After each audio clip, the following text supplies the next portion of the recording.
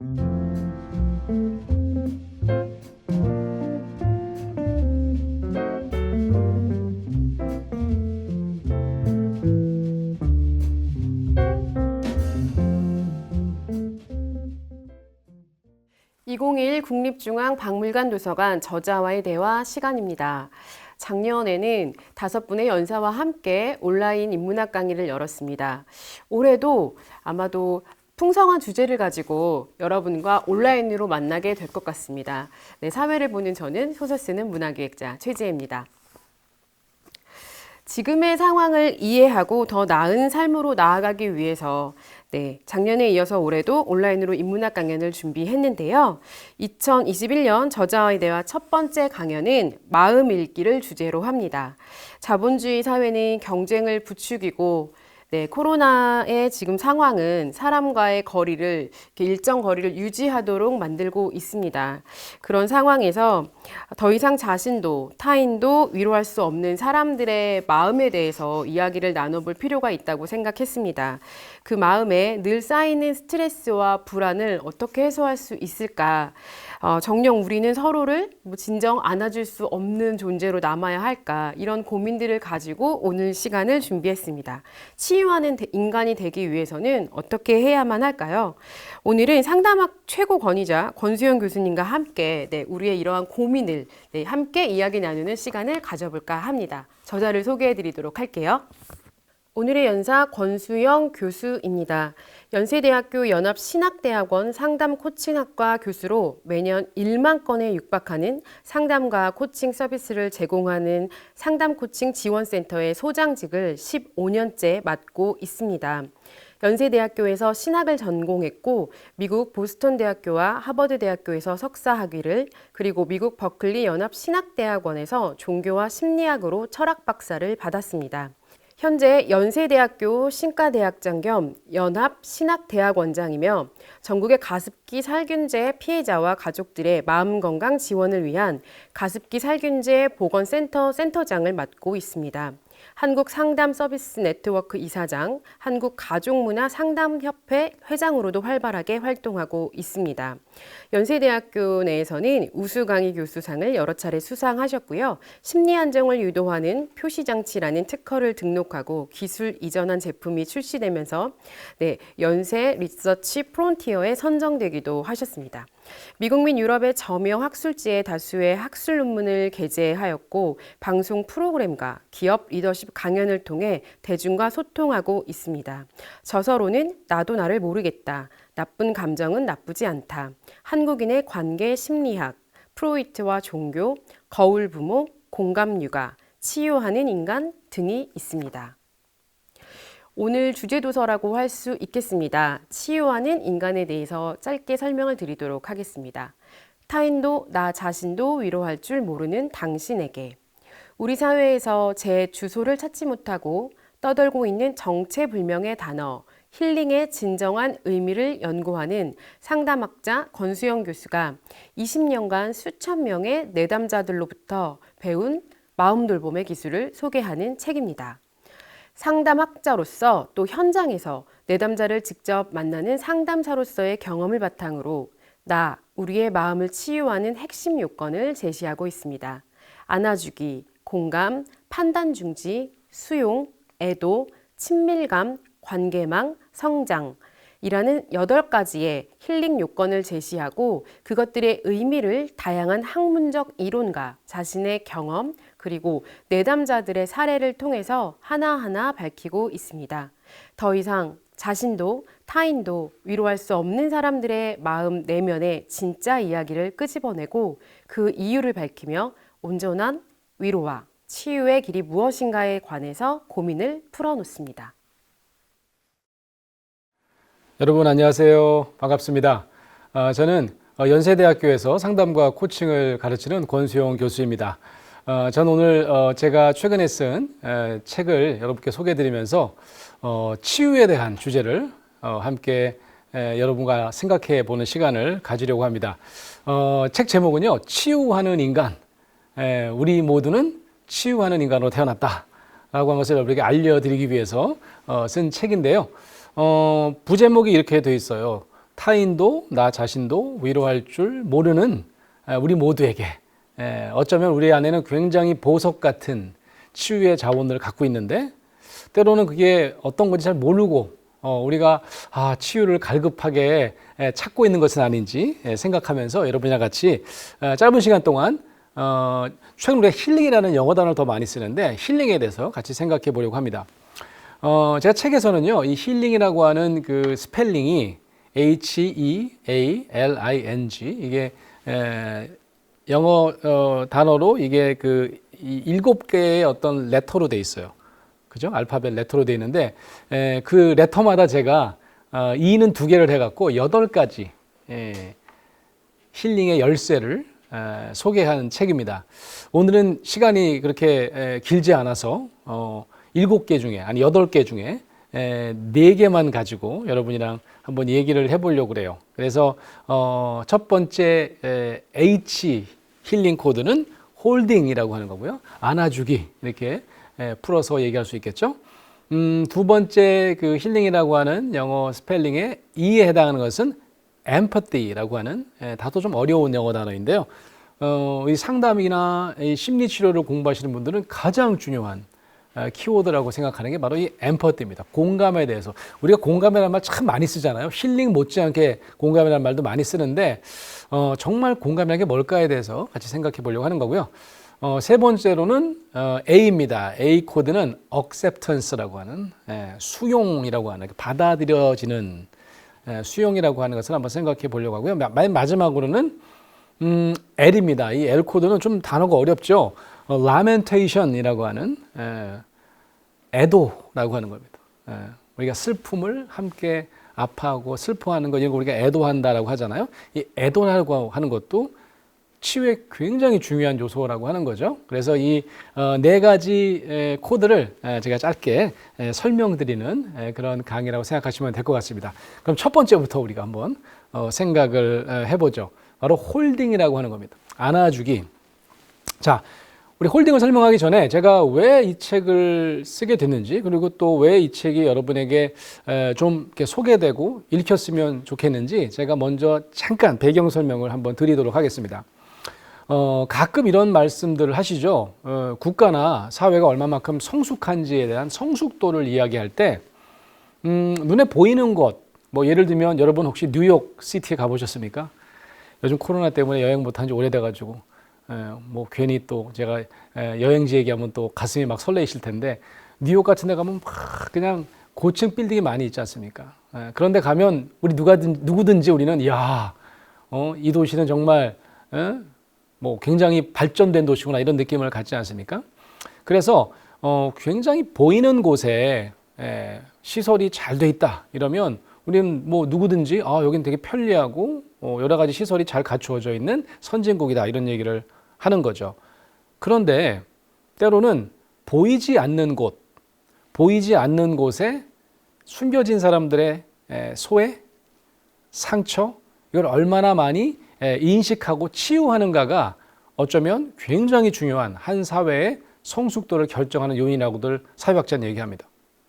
예를 들면 올림픽을 치르기 위해서 우리가 굉장히 많은 빌딩을 짓고 체육관을 짓고 여러 가지 시설을 짓는데 그러나고 굉장히 어렵게 사시는 분들의 그런 거주 공간을 우리가 없애고자 했다. 근데 그런 분들이 살 곳이 충분히 있었는가? 만약 그렇지 않다고 하면 사실은 그 이면에 보이지 않는 소외된 자들의 아픔을 우리가 헤아리지 못하는 것이 아닌가? 이런 어떤 생각을 해볼 필요가 있다는 거죠.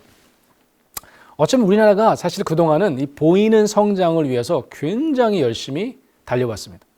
여러분 잘 아시다시피 한강의 기적, 라인강의 기적뿐만 아니라 한강의 기적을 우리 전 세계 모든 사람들이 아마 동의하실 겁니다. 한국만큼 빠르게 경제 성장한 나라도 없습니다. 그죠? 그러다 보니까 이 보이는 곳의 발전상은 정말 눈부신 발전을 했다는 거죠. 그런데 좀 전에 말씀드린 것처럼 보이지 않는 곳, 보이는 곳의 이면에 있는 상처, 그래서 그 상처를 우리가 얼마만큼 보듬고 치유하려고 했던가, 힐링, 이런 것들이 사실은 그동안은 그렇게 신경 쓸 여를이 없었던 것 같습니다. 예. 그런 여유가 없었어요. 그래서 굉장히 부차적인 거라고 생각하고 그냥 앞만 보고 달린 거죠. 그러다가 왜 한쪽으로만 달리면 항상 이게 뒤를 돌아보는 일들이 있지 않습니까? 내면을 들여다보기 시작합니다. 그게 바로 이제 우리 한국 사회가 최근에 인간의 내면, 마음이 참 중요하구나라는 생각을 가지게 된 계기가 아닌가 싶습니다. 너무 빠르게 앞만 보고 달리다가 잠깐 보이지 않는 자기 마음속을 들여다보게 된 거죠. 좀 전에 저는 연세대학교에서 저는 이제 연합신학대학원에서 상담과 코칭을 가르치는 교수인데요. 이런 어떤 사회의 큰 흐름, 우리 한국 사회와 경험하고 어떤 이런 어떤 트렌드 때문에 덕을 본 학문 분야가 바로 제가 공부하는 상담학 분야인 것 같습니다. 여러분 상담학 하면 어떤 생각이 드십니까? 상담학 하면 사실은 보이는 무엇이 아니라 보이지 않는 마음을 다루는 학문, 이런 어떤 느낌이 드시죠? 상담이라는 것은 이런 겁니다. 사실 다른 사람들에게 보여지는 모습에 굉장히 휘둘려서 살다가 정작 자기 자신을 돌아볼 시간이 별로 없었어요. 예전에는 상담이란 말을 굉장히 조심스럽게 썼던 이유가 마치 병이 있어서, 마음의 병이 있어서 정신과 치료를 받는 것을 사람들이 뒤에서 막 수근수근거리고 네거티브하게 생각하는 때가 있었습니다. 그럴 땐 더더욱 자기의 마음이 조금 아프더라도 남들을 찾아가서 자기의 마음을 얘기하는 일들을 하기가 좀 어려웠던 거죠. 그러다가 이 상담 서비스라고 하는 것은 꼭 환자들에게만 필요한 서비스는 아니거든요. 모든 현대인들이 때때로 위기를 경험하고 때때로 변화를 필요로 할 때마다 상담 전문가를 찾아가서 자신의 마음을 털어놓고 도움을 받을 필요가 있다는 거죠. 그래서 그동안 보이지 않는 마음을 우리가 조금 등한시했던 우리 모두에게 특별한 기회를 주는 서비스가 저는 바로 상담 서비스다, 이렇게 볼 수 있겠다 싶어요. 제가 처음에 이제 상담 공부를, 저는 워낙 이제 외국 유학을 갈 때는 다른 걸 공부하려고 갔어요. 근데 어떻게 하다 보니까 이게 좀 정신분석이라고 하는 학문을 처음 만났거든요. 깜짝 놀랐습니다. 저도 80년대 대학을 다녀서 그때는 뭐 그냥 나라에 대한 불만도 많고 민주화에 대한 열망도 있고 그래서 뭐 그냥 주먹질도 많이 하고 그랬던 것 같은데 정작 그러면서 내 자신의 내면을 들여다볼 기회는 한 번도 없었어요. 다 남들이 잘못했다고 손가락질은 많이 했던 것 같은데 그러다가 처음으로 내가 정신분석을 만났습니다. 내 안에 이렇게 많은 내가 있다고? 깜짝 놀랐습니다. 제가 정신분석 공부를 했는데 그 교수님이 참 좋은 분이셨던 것 같아요. 정신분석을 받아보라고. 정신분석가에게 아마 비싼 돈을 받는 분일 텐데 학생들의 경우에 아주 비용을 싸게 해서 제가 직접 정신분석을 받는 경험도 있었습니다. 그러다가 이제 나 이 상담 공부해야 되겠다. 그래서 이제 상담으로 석사도 하고 이제 박사과정도 하고 또 센터에서 인턴을 하러 들어갔는데, 여러분 상담을 이제 전문으로 공부하겠다 그러면 제일 먼저 요청하는 게 뭔지 아십니까? 상담을 얼마나 많이 받아봤냐고 물어봅니다. 상담 얼마나 많이 받아봤어? 그걸 이제 우리나라에서 그걸 자기 분석이라고 그러는데 교육 분석이라고도 하고, 저는 이제 정신 분석을 좀 오랫동안 받아서 저 30몇 시간이나 받았는데요 라고 했더니 제가 들어가려고 했던 센터에서 그거 갖고 안 된대요. 50시간이 필요한데 한 사람한테 그렇게 다 받으면 또 안 된대요. 정신 분석만 하지 말고 가족 치료사한테 가서 네 가족에 대한 역동도 한번 들여다보는 기회를 갖고, 이런 다양한 사람들 최소 3명 이상에게 50시간을 받으라는 거예요. 그래서 제가 인턴을 제가 원하는 때 못했습니다. 나중에 시간을 좀 더 들여서 나를 돌아보는 상담 서비스를 좀 더 받은 후에 인턴을 시작할 수 있었어요. 많은 분들이요, 우리 한국 분들은 그래서 이 교육 분석, 자기 분석, 뭐 상담 경험 이런 것들을 되게 어색하게 생각하세요. 아니 왜 나한테 상담 받으라고 그래? 나 상담을 배우겠다니까요. 저도 예전에 그랬던 것 같아요. 아니 무슨 50시간씩이나 그렇게 얘기했더니 제 슈퍼바이저가 그런 얘기를 했던 것 같아요. 아니 너 의사 된다는 사람이 병원을 한 번도 가본 적이 없어. 의사 되겠다는 사람이 한 번도 병원 치료를 받아본 적이 없다는 게 말이 돼? 그리고 네 자신을 모르면 다른 사람을 만나기가 어려워. 이런 얘기를 참 많이 하셨던 것 같아요. 실제로 상담을 처음 받아보는 사람들, 이제 예를 들면 제가 속한 대학에 이제 상담을 배우겠다고 오시는 분들은 그럼 제일 먼저 뭐를 제가 하라고 그럴까요? 상담을 받아보세요. 교육 분석을 받아보세요. 20시간, 뭐 짧게 20시간 정도 받아보세요. 그 처음에는 막 아니 왜 상담을 받으라고 그러지? 난 배우겠다니까 수업이나 그냥 하시지. 근데 이제 상담을 받아보고 난 다음에는 이구동성으로 하는 말이 있습니다. 그게 무슨 말이냐면 내가 나를 정말 몰랐던 것 같아요. 내 안에 숨겨진 내 어린 시절 상처, 나의 이야기를 듣고 깜짝 놀랍니다. 내가 그거를 꽁꽁 묻어놨다는 사실을 깨닫고 굉장히 당황하기도 하고 때로는 큰 변화를 경험하는 경우가 많이 있다는 말씀입니다. 때때로 우리가 이제 자기 발견 이렇게 볼 수 있을 것 같아요. 내가 몰랐던 나를 발견하는 겁니다. 그래서 때로는 자기 상처를 만나면서 그걸 받아들여요. 그게 옛날에 나의 모습이기도 하지만 또 다른 나의 한 일부라고 볼 수 있는 거죠. 내가 버려두고 때로는 기억하지 않으려고 했던 상처들도 있습니다. 심지어는 기억나면 큰일 날 줄 알아요. 어린 시절 그 상처는 기억나면 내가 무너질 것 같아요. 근데 그 상처를 마주하고 그 또 다른 나에 대해서 연민을 가질 때 우리 모두는 또 다른 나로 다시 태어납니다. 이런 게 이제 치유의 과정이라고 볼 수 있죠. 그러면서 이제 어떻게 되냐면 나 자신의 상처를 치유하는 일에만 목적하지 않고 아 나도 다른 사람에게도 치유하는 사람으로 살 수 있겠구나 라고 하는 의지도 가지게 된다는 거죠. 그런 의미에서 저는 우리 모두가 치유하는 인간으로 태어났다 이런 말씀을 드리는 거죠. 왜냐하면 이 치유라는 것은 우리가 뭐 자격증을 땄기 때문에 우리 안에 지금 있는 새로운 기술이 아니고요. 우리가 이미 가지고 있는 어쩌면 신이 우리에게 주신 여러 가지 치유의 자원들을 이미 우리가 갖고 있기 때문입니다. 그것을 우리가 하나하나씩 한번 살펴보려고 하는 거죠. 제가 첫 번째로 좀 드리고 싶은 말씀은 우리가 오해하는 걸 좀 풀어야 될 것 같아요. 우리가 치유나 힐링이라는 말을 참 많이 씁니다. 좀 지나치게 많이 쓰는 것 같아요. 과용하는 것 같아요. 좀 왜곡돼서 쓰이는 경우도 많습니다. 제가 두 가지 특성을 봤어요.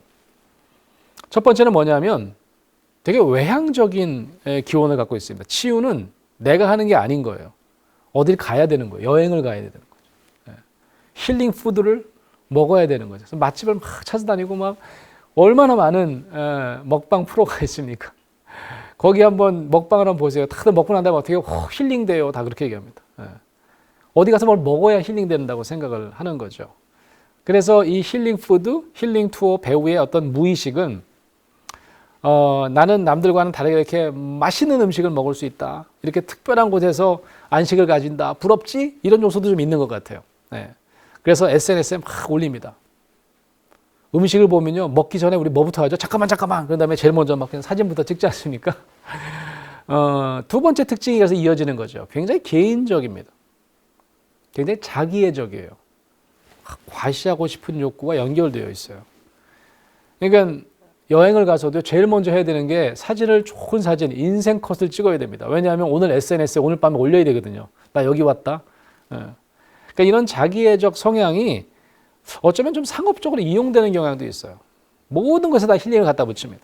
그죠? 마케팅이에요. 그러니까 결국은 우리가 실제로 마케팅에 이용되기도 하고 외부에서 온다고 생각하니까 지금같이 여행을 갈 수 없는 여건이라든지 충분한 여유나 경제적 여유나 시간적 여유가 없는 사람들은 외부에서 오는 힐링을 우리가 경험할 수 없다면 힐링은 먼 나라 이야기가 되더라라고 하는 겁니다. 과연 그럴까? 제 의문이 아니라고 하는 거죠. 우리 안에는 이미 아주 오래전부터 제가 첫 번째 코드부터 얘기할 텐데요. 어쩌면 우리가 갓난아기서부터 우리에게는 우리를 스스로 치유할 수 있는, 치유를 경험할 수 있는 그런 굉장히 중요한 자원을 가지고 태어났다라고 하는 겁니다. 그런데도 우리는 이제 이 자본주의 시장이 소위 이제 우리가 이 마켓 모든 게 다 시장 문화와 연결되는 우리 현대를 살면서 어쩌면 가짜 힐링에 휘둘려서 바깥으로부터 오는 힐링, 남들에게 자랑해야 되는 힐링, 결국은 정작 진짜 자기의 내면을 바라보지 못하고 자기 자신뿐만 아니라 다른 사람에게도, 다른 사람은 뭐 멀리 갈 거 없을 것 같아요. 바로 내 옆에 있는 가족들, 내 친한 친구들에게 치유를 선사할 수 있는 그런 가능성이 충분히 있는데 그것을 우리가 잘 발현하지 못한다라고 하는 거죠. 자, 첫 번째 코드부터 한번 말씀을 드려보겠습니다. 정신분석학자들이요, 갓난아기를 연구하기 시작했습니다. 처음에 프로이드가 정신분석을 얘기했을 때는 한 3살, 5살 이후에 아동에 관심이 더 많았던 것 같아요. 특히 남자아이. 그래서 뭐 오이디푸스 컴플렉스 이런 말 들어보셨죠? 그래서 남자아이가 엄마랑 아빠 사이에서 막 갈등하고 뭐 이런 경험을 많이 다뤘는데 그 이후에 많은 정신분석학자들이 태어나자마자 아이들이 어떤 경험을 할까 굉장히 궁금해했습니다. 갓난아이가 태어나지 얼마 되지 않아서 거의 태어난 직후부터 경험하는 힐링 경험을 전 이렇게 한번 이름 붙여볼게요. 홀딩이다. 누군가에게 안겨있는 경험, 누군가가 나를 안아주는 경험입니다. 자, 갓난아기로 한번 돌아가 보시죠. 여러분이 갓난아기인 경우에는 누가 여러분을 태어나자마자 홀딩해 주셨습니까? 아마 모든 분은 아닐지 모르겠어요. 그렇지만 대부분의 분들은 엄마요 이렇게 얘기하실 겁니다. 나의 어머니가 내가 태어나자마자 나를 제일 먼저 안아주신 분입니다. 이렇게 얘기하실 겁니다. 아까 말씀드린 것처럼 영유아에 관심이 많았던 정신분석학자들은 주로 영국 분들이 많아요. 프로이드도 말년에는 영국에서 잠깐 유배처럼 말년에 나치 정권을 피해서 한 2, 3년을 영국서 살거든요. 그래서 런던에 거주하는데 그래서 이제 런던에도 이제 정신분석의 이제 붐이 일어납니다. 영국 분 중에서 도널드 W. 위니캇이라고 하는 이 영국의 소아정신과 의사가 사실 이분은 소아과 의사라다가 프로이드 때문에 정신분석을 공부해서 소아정신과 의사가 된 분이에요. 이분이 이런 얘기를 합니다. 갓난아기에게 가장 중요한 게 젖 먹이는 일이라고 생각하잖아요. 그래서 옛날에 우리가요, 우리 어머님들이 모유가 충분치 않잖아요. 그러면 젖동양을 했다고 그랬어요. 모유를 동량합니다. 그래서 옆에 있는 이웃 아줌마한테 가서 우리 아이 젖 좀 주세요. 젖이 좀 모자라요, 제가. 뭐 모자란 경우에는 요즘 같은 경우에는 이제 분유를 이제 타서 먹이기도 하고 가장 중요한 것은 아이에게 모유를 먹이는 일이다. 그래서 소위 피딩이 가장 중요하다. 이렇게 생각할 거 아니겠습니까? 누구나 그죠? 아니래요, 이분이. 우리 아주 오랫동안 영유아 또 그들의 심리 상태를 연구한 정신분석학자로서 정말 중요한 게 있대요. 이게 있어야 된대요. 그걸 뭐라고 얘기하냐면 바로 홀딩이라고 얘기했습니다. 피딩보다 더 중요한 게 뭐라고요? 홀딩이라는 거예요. 갓난아기를 붙들어주고 안아주는 홀딩이 정말 중요합니다. 이렇게 얘기를 했습니다. 자, 왜 그럴까요? 자, 갓난아기를 한번 상상해 보시죠. 갓난아기가 태어났습니다. 태어났는데 처음에 태어났을 때는 저는 굉장히 좀 이거 뭐지? 굉장히 불안한 상태였을 것 같아요. 왜냐하면 뱃속에 있는 엄마 몸 안에 있었던 환경과 나와보니까 환경이 완전히 다르지 않습니까? 우리 엄마 뱃속에서는 어떤 느낌이었을까요? 모르겠어요. 저도 그 기억이 안 나서 좀 따뜻할 것 같기도 하고 왠지 그죠? 또 물 안에 있어서 뭐 조금 더 이렇게 뭐 부드러운 느낌 이랬을 것 같아요. 근데 바깥에 나오니까 일단 아니 수준과는 다를 거 아니에요. 엄마 뱃속이랑 다를 거 아니에요. 굉장히 충격을 경험할 것 같습니다. 숨도 막 자기가 이제 스스로 쉬어야 되죠. 물론 이 안에서도 스스로 호흡을 했지만 굉장히 불안했을 것 같습니다. 이거 뭐지? 막 그럽니다. 환경이 완전히 달라지니까 신체 전체 불편감을 느낄 겁니다. 몸도 잘 못 가누잖아요. 갓난아기. 그죠? 이럴 때 이 아이를 이 불안한 상태로 이 몸이 불편한 상태로 오래 두지 않습니다. 그죠?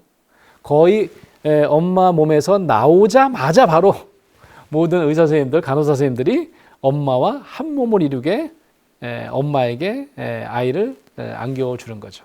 그때부터 시작되는 게 바로 홀딩입니다. 이런 거를 위니캇은 이런 표현도 썼어요. holding environment 이런 말 썼어요. 안아주는 환경. 그때부터 이제 아이와 엄마가 한 몸처럼 연결되어 있는 상태가 당분간 지속됩니다. 이 엄마와 이제 아이가 한 몸을 이루는 이 단계를 학자들은 이렇게 생각합니다. 아이들이 말을 못하니까 물어볼 수는 없어요. 너 지금 한번 얘기해봐봐. 너 정신 상태가 지금 어떠니? 이렇게 물어서 대답을 들을 수는 없지만 이렇게 상상해요. 최고의 기분이었을 것이다. 행복감을 따지면 아예 극도의 행복감을 경험했을 것이다. 그러면서 뭐라고 얘기하냐면 이때를 전능감을 느끼는 시기다. 이렇게 얘기를 합니다. 갓난아기가 젖는감을 느낀다. 이게 무슨 말도 안 되는 얘기예요. 갓난아기가 어떻게 젖는감을 느껴요? 좀 전에 얘기했잖아요. 불안해 죽겠다고. 근데 엄마 품에 있는, 엄마와 한 몸으로 있는 그 홀딩 인바이러먼트 안에 있을 때는 가난하기는 마치 신처럼 느낍니다. 젖는감이라는 말을 왜 만들어냈을까요? 물론 만들어낸 말입니다. 신처럼 느낄 거라는 거예요. 이거는 신처럼 뭐 없는 물건을 만들어내고 이런 의미가 아니고요. 만족감을 얘기합니다. 생각하면 다 이루어집니다. 응애 했더니 갑자기 막 배부르게 막 이렇게 젖을, 모유를 제공해 줍니다. 그게 어디서 이루어지는 거예요? 내 몸 안에서 이루어지는 거예요. 엄마라고 상상하지 않습니다. 내 몸 안에 있는, 그러니까 내가 자급자족을 하는 거죠. 그런 다음에 내가 그만 먹겠다고 흔들면 어떻게 해요? 또 싹 또 빠져나가요. 그런 다음에 좀 더부룩해요. 그러면 등에 마사지를 해줍니다. 그래서 꼭 트름을 합니다. 트름을 한 다음에 어떻게 할까요? 좀 졸려요. 그랬더니 어떻게 해요? 또 살살 또 산들바람이 불어옵니다. 부채질 해주시는 거죠. 엄마가. 잠이 듭니다.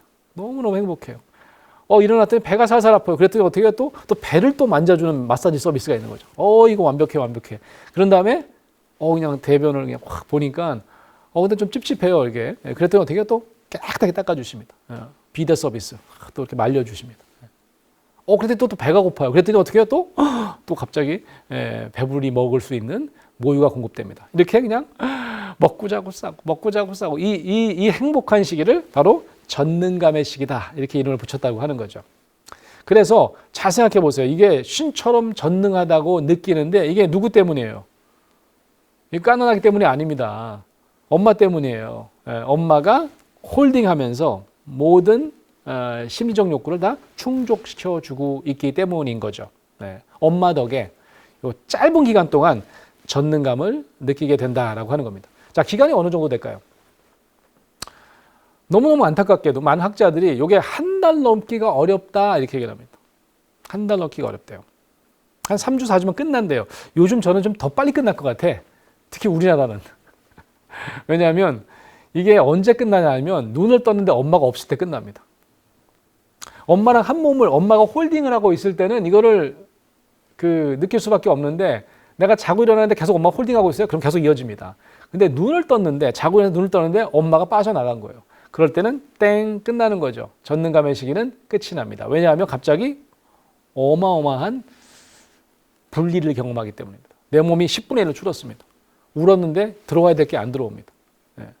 내가 뭔가를 필요로 하는데 아까 이전 단계처럼 모든 심정 욕구가 1초도 안 돼서 만족감을 준다? 그런 일이 없어집니다. 이건 청천벽력 같은 일이에요. 이게 무슨 일이지 도대체? 내 몸에 무슨 일이 일어난 거야? 왜 내 몸이라고 생각할까요? 이게 엄마랑 나랑 다른 존재라고 생각을 하지 못한다는 거죠. 이걸 이제 학자들은 자타미분화 이렇게 얘기를 합니다. 엄마랑 나랑 다른 존재라고 생각하지 않고 그냥 한 몸이라고 생각하는 거죠. 그런데 갑자기 분열이 일어납니다. 그래서 학자들은 이거를 정신분열에 비교하는 거예요. 요즘엔 정신분열이라는 말 잘 안 씁니다. 너무너무 이렇게 무지막지해서 조현병이라는 말을 쓰는데 아동들이 전부 다 저와 여러분이 엄마로부터 분리될 때 거의 조현병에 가까운 분열을 경험했다 이렇게 얘기를 하는 거죠. 이게 이제 아까도 말씀드렸지만 물어볼 수가 없어서 가장 인간 경험 중에서 극도의 어려운 경험을 이름을 갖다 붙인 거죠. 좀 전에 얘기한 조현병 모드다 이렇게 얘기를 합니다. 이게 이 큰 충격을 경험할 때 실제로 이 충격이 오래 지속이 되면 엄마가 돌아오지 않으면 이 어린 시절의 분열을 오래 경험하면 실제로 아마 심각한 뇌 손상 그리고 좀 영구적인 조현병을 앓을 가능성도 높아진다 이렇게 볼 수 있겠죠. 그런데 저와 여러분은 이렇게 어려움을 겪지 않았다면 이게 다 누구 덕이에요? 바로 우리가 울음소리를 듣고 헐레벌떡 우리에게 돌아와준 어머니 덕분에 우리가 이런 어떤 심리적인 어려움에서 우리가 조금 회복될 수 있었던 것이다 이렇게 볼 수 있는 거죠. 자, 엄마가 응애 하고 애가 울기 시작합니다. 내가 깨기 전에 돌아가려고 그랬는데 벌써 애가 깼네. 그랬더니 어떻게 합니까? 애가 벌써 깬 지 꽤 된 것 같아요. 막 울면서 막 그냥 막 누워서 울다 보니까 막 이전에 먹었던 막 모유를 토해갖고 막 얼굴이 범벅이 되고 막 눈이 흰자가 보이고 막 난리가 났습니다. 아이가 거의 지금 분열을 경험하는 아주 충격적인 경험을 지금 하고 있는 상태라고 볼 수 있죠. 자, 이때 제일 먼저 하는 게 뭘까요? 아까 위니캇 말씀 기억나시죠? 위니캇이라고 하는 학자가 물론 젖을 물리는 게 제일 중요할지 모르겠어요. 그보다 더 중요한 게 있습니다. 그게 뭐냐면 홀딩입니다. 안아주는 거예요. 꽉 안아줍니다. 그러니까 아마 이때 울음소리를 듣고 이 단박에 달려왔던 엄마의 홀딩에만 하면 안아주는 환경이 없으면 어쩌면 저와 여러분은 굉장히 정신적으로 피폐한 상태가 됐고 소위 조현병이라고 하는 병적인 진단을 받아야 될 정도로 아주 심각한 분열을 경험했을 가능성도 있다라고 하는 겁니다. 우리도 모르게 우리를 엄청난 치유 경험으로 인도했던 것이 바로 엄마의 또 혹은 다른 중요한 우리를 주변에서 도와줬던 돌봄 제공자의 홀딩이었다라고 하는 겁니다. 자, 우리 홀딩이라고 하는 것이 잘 생각해 보면 그냥 안아주면 되는 겁니까? 안아주기만 하면 되는 겁니까?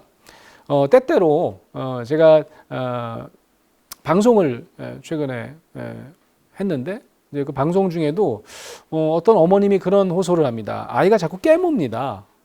엄마의 막 팔뚝을 깨뭅니다. 어쩌면 이 구강기 이 공격성이라고 하는데요. 아까 얘기 드렸잖아요. 이게 엄마를 확 깨무는 일이 언제 생기냐면요. 엄마로부터 충격을 경험해서 엄마가 돌아왔단 말이죠. 돌아왔는데 엄마가 돌아온 다음에 갑자기 아이가 벼락같이 화를 내면서 엄마 유두 부분을 깨뭅니다. 그래서 이거를 구강 공격성 이렇게 얘기를 합니다. 아이가 예전에는 젖 먹을 때 한 번도 깨물지 않았는데요. 엄마로부터 분열됐다가 엄마가 돌아왔을 때 갑자기 확 엄마를 공격하더라고 하는 거예요. 자, 그럴 때 엄마는 어떻게 할까요? 엄마가 같이 깨물거나 그러진 않겠죠. 깨물려도 참으면서 아이를 더 꽉 껴안고 젖을 떼지 않습니다. 가끔 그런 분이 있어요. 너무 아파갖고 그냥 등짝 스매싱 한번 하고 얘가 그냥 아파 죽겠네 그러면서 잠깐 뺄 수는 있어. 근데 가장 중요한 거는 아이가 여전히 엄마와 한몸 되도록 아이를 놓지 않는다는 게 되게 중요합니다. 그래서 아이는 계속 깨물지 않습니다. 계속 깨물지 않아요. 어쩌면 나이가 들었는데 얘가 아직도 계속 깨물어요. 그럼 뭘까요? 어쩌면 이런 사인일지도 모릅니다. 엄마, 저 안아주세요. 근데 방송에서 나왔던 그 어머니는 아이를 잘 안아주지를 못하시는 것 같더라고요. 아이를 잘 못 안는데요. 어렸을 때 나도 그렇게 부모님이 많이 안아준 것 같지 않대요. 그러면 태어나자마자 잘 안아주셨냐? 그랬더니 깜짝 놀라는 말씀을 하시다고. 이 아이가 그 태어나자마자 일주일 동안 다른 병원에 있었대요. 왜냐하면 쌍둥이였기 때문에 아마 한 아이가 좀 이제 더 많은 케어를 필요로 해서 엄마랑 병원에 있고 이 아이는 잠깐 일주일 동안 떨어져 있었나 봐요. 아직도 그래서 이 아이는 꽤 많이 컸는데도 엄마의 홀딩을 필요로 하는지도 모릅니다. 근데 홀딩이 그냥 물리적으로 안아주는 것만 의미하진 않아요. 엄마가 쳐다보지도 않고 그냥 안아주기만 하면 될까요? 안아줌이라는 건 뭐냐면 엄마와 내가 한 몸처럼 느끼도록 해주는 겁니다. 이걸 뭐라 그럴까요? 이거를 어떤 면에서 학자들은 이렇게 얘기를 해요. Mother Infant Symbiosis라고 해요. 그러니까 동체라고 하는 거죠. 엄마랑 아이가 한 몸을 이뤘대요. 근데 한 몸이라는 게 그냥 물리적으로 이렇게 서로 연결되어 있다는 의미만 얘기하지 않아요. 뭐가 통해야 되냐면 감정이 통해야 됩니다. 엄마랑 내가 한 몸으로 연결됐을 뿐만 아니라 연결감을 느끼게 하는 것, 이게 홀딩의 가장 중요한 키라고 할 수 있겠죠. 그래서 두 번째 힐링 코드로 연결되는 겁니다. 두 번째 힐링 코드는 뭘까요? 두 번째 힐링 코드는 바로 엠퍼티입니다. 공감입니다. 그냥 안아주기만 한다고 되는 게 아니고 이 안아주면서 뭐가 교류돼야 되는 걸까요? 감정이 교류돼야 되는 겁니다. 감정이 교류되지 않으면 그냥 몸만 안아주는 건 의미가 별로 없어요. 그래서 정말 중요한 힐링의 가장 중요한 홀딩을 한 다음에 그 아이와 감정을 나눌 수 있는 어떤 대상과 감정을 나눌 수 있는 게 바로 가장 중요한 두 번째 공감이다 이렇게 볼 수 있겠죠. 자, 여러분 의학적으로요. 뇌사 상태란 말 들어보셨죠? 뇌사 상태. 이게 무슨 말입니까? 이게 뇌의 기능이 멈추어도 뇌의 기능은 멈췄기 때문에 이제 뇌사 상태로 얘기를 하는 건데 그분이 죽었다고 얘기하지 않습니다. 왜냐하면 아직도 호흡 기능이 남아 있어요. 그럴 경우에는 살아계신 것으로 생존한 것으로 간주합니다. 그래서 뭐 좋은 표현은 아닌 것 같은데 식물인가 아니라고 하는 게 뇌는 이미 기능을 멈췄는데 숨을 쉬고 있기 때문에 식물처럼 아직도 살아있다 이렇게 말씀하는 거죠. 그래서 계속해서 산소를 인공적으로 공급하는 그런 치료를 산소 공급 연명 치료다 이렇게 얘기를 합니다. 그죠? 그런데 요즘 많은 현대인들이 우리 사회에도 이런 걸 나 거부하겠습니다. 이런 분들이 생깁니다. 나는 그냥 자연적으로 내가 스스로 숨을 쉴 수 있으면 그걸로 생명을 연장하지 내가 외부의 다른 어떤 기기를 통해서 숨을 쉬는 건 내가 거부합니다. 라고 하는 거죠. 그래서 이제 DNR 이렇게 줄여서 얘기를 하죠. 영어 표현의 그 앞자인데 Do not resuscitate이라고 하는 것에 이제 나는 인공적으로 연명해서 살고 싶지 않다. 나는 만약에 인공호흡을 해야 될 때가 되면 나는 그냥 이런 어떤 의료 서비스를 거부하겠다라고 하는 겁니다. 여러분 중에도 아마 이런 DNR 이미 신청하신 분들 계실지 모르겠어요. 제가 오늘 재미있는 말씀을 한번 드려보려고 그래요. 공감 얘기를 하기 위해서는 이분을 꼭 제가 언급을 해야 되는데 이분도 정신분석학자인데요. 이분은 프로이드처럼 비엔나에서 활동했던 정신분석학자인데 나중에는 이제 미국으로 건너가서 미국에서 오랫동안 활동했던 또 미국서 돌아가시고요. 그런 학자입니다. 하인츠 코앗이라고 하는 학자인데요. 이분이 이런 얘기를 합니다. 우리가 숨을 쉬어야지 살아있는 거잖아요. 모든 생명체가 살아있다라고 하는 것을 우리가 어떻게 아냐면 숨을 쉬잖아요. 이렇게 얘기를 하는 거죠. 그러면 이 숨을 쉰다는 의미는 이게 코로만 숨을 쉬면 되는 거잖아요. 근데 이분은 다르게 얘기를 하는 거죠. 인간은 숨이 하나 더 필요하대요. 그래서 뭐라고 얘기하냐면 심리적 산소로 쉬는 숨이 있다는 거예요. 인간은 산소가 하나 더 필요하대요. 그걸 이분이 뭐라고 얘기하냐면 심리적 산소, psychological oxygen 이렇게 얘기를 했습니다. 그래서 이분이 이런 얘기를 해요. 우리가 여기 이 공간에 저기 우리 촬영하신 분이랑 같이 있는데 이 공간에 산소가 없어져요. 점점점. 그러면 여기 우리 계신 분들이랑 저랑 숨쉬기가 어려워지겠죠. 코앗은 아주 유명한 명언을 남깁니다. 그거보다 더 힘든 게 있대요. 이 물리적 공간에서 산소가 빠져나오는 것보다 더 힘든 게 뭐냐면 심리적 공간에서 저에게 감정적으로 공감해 주는 사람이 하나도 없다? 그러면 나는 견디기가 어렵대요. 모든 인간은 숨쉬기가 어렵답니다. 이거는 코로 쉬는 숨이 아니겠죠. 이거는 심리적 산소로 쉬는 숨입니다. 자, 그러면 이런 얘기를 할 수도 있을 것 같아요. 그래서 인간은 코로만 숨을 쉬는 게 아니라 어쩌면 다른 사람과 내가 공감받아야 되는, 어쩌면 영혼의 숨도 함께 쉬어야 되는 존재가 아닌가 이런 생각을 해볼 필요가 있는 거죠. 생물학적 산소만 있다고 생각을 하면 우리가 스스로 목숨 끊는 사람들이 이해가 잘 안 돼요. 스스로 목숨을 끊는 분들은 어쩌면 숨을 잘 못 쉬고 있는 분들이에요. 무슨 소리예요? 건강했어요, 그 사람. 아니에요. 생물학적 산소는 공급이 됐는데 아무도 내 주위에 나를 공감해 주는 사람이 없다고 느끼는 겁니다. 마지막 목숨을 끊는 그 순간에는 그렇게 느껴지는 거예요. 아무도 없습니다, 주변에. 공감해 줄 사람이 한 명도 없어요. 그럴 때 갑자기 숨이 막힌다는 거죠. 이건 코가 아니죠. 그죠? 갑자기 영혼의 숨이 막힌다. 이렇게 저는 인문학적으로 한번 상상해 볼 수가 있겠고, 공감을 받지 못하면 누구나 이런 어떤, 거의 죽음에 이를 수 있는 그런 또 다른 죽음의 상태가 있다고 코앗은 봤던 거죠. 저는 이제 워낙 신학대원에서 가르치는 사람이어서 저는 이거 인간의 존재가 특별하다는 게 그 기독교 성경에도 보면 써 있거든요. 되게 재미있는 표현이 있습니다. 그 창세기에 보면 다른 생명체는 좀 다르게 짓고 그냥 생겨라 그랬더니 다 생겼는데 인간을 지을 때는 마치 코앗이 얘기한 것처럼 좀 특별하게 지어졌다. 그건 뭐와 상관이 있다? 이 코와 상관이 있다. 숨과 상관이 있다. 이렇게 얘기를 합니다. 조물주가 인간을 흙으로 빚은 다음에 코에다가 후 하고 바람을 집어넣습니다. 생기, 바람이라고 하는 단어가 루아흐라고 하는 단어예요. 루아흐. 근데 그 단어가 히브리 말로 루아흐라고 하는 단어가 그리스 말로는 히랍 성경에는 그게 푸뉴마라는 단어가 되고요. 그게 라틴어로는 스피리투스라고 하는 단어가 됩니다. 영어 단어에 영향을 미치죠. 그게 바로 스피릿입니다. 우리가 생각하는 정신, 영혼이라고 하는 게 어원을 쫓아가 보면 바람이라는 뜻입니다. 성경에 따지면 그게 어떤 바람이에요? 조물주 입에서 나온 숨입니다. 우리는 우리 안에 영혼의 숨을 쉬어야 되는 존재로 어쩌면 지어졌는지도 모르는 거죠. 그런데 왜 그렇게 지셨는지는 좀 궁금해요. 제가 조물주에게 좀 물어보고 싶은 거죠. 아니 왜 인간은 또 다른 산소, 심리적 산소가 필요한 걸까?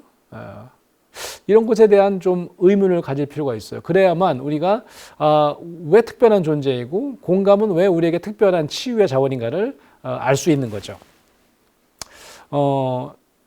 이 내용을 조금 쉬었다가 이어서 가보도록 하겠습니다.